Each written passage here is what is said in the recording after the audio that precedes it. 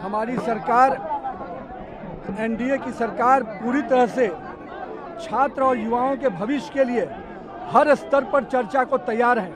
पर राहुल गांधी और कांग्रेस और संपूर्ण विपक्ष चर्चा से भाग रहे हैं, क्योंकि उनको मालूम है जब वो सदन के पटल पर चर्चा करने आएंगे तो उनकी जो दोहरा चरित्र है वो जनता और युवाओं के बीच में जग जाहिर हो जाएगा। हम तो खुली चुनौती देते हैं, आइए संसद के पटल पर छात्र और युवा के विषय पर, नीट के विषय पर, हर विषय पर हम चर्चा करने को तैयार हैं। राहुल गांधी के जो राजनीतिक दृश्य रहा है भगोड़ा का, भारतीय जनता पार्टी का सांसद हर विषय पर, भारतीय जनता पार्टी और एनडीए की सरकार हर विषय पर चर्चा भी करने को तैयार है और हर सवाल का जवाब देने को तैयार है। पर मुझे मालूम है कि राहुल गांधी जी और उनकी कुनबा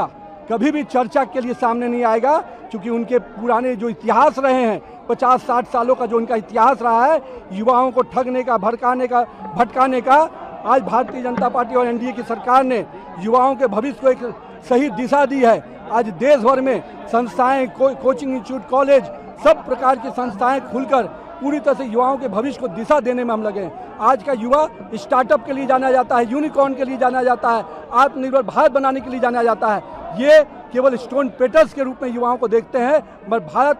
और एनडीए की सरकार और नरेंद्र मोदी का विजन है कि हम पूरी तरह से युवाओं को उनके सुनहरे भविष्य के बनाने के लिए संकल्पित हैं और हम पूरी तरह से इस वचनबद्ध हैं कि हम युवाओं के भविष्य को सुरक्षित करेंगे। उन पर जो भी परीक्षाएं में विषय आए हैं उस पर कड़ी कार्रवाई होगी और मैं तो मानता हूं कि आज देश का युवा प्रधानमंत्री के साथ है, देश का युवा पूरी तरह से छात्र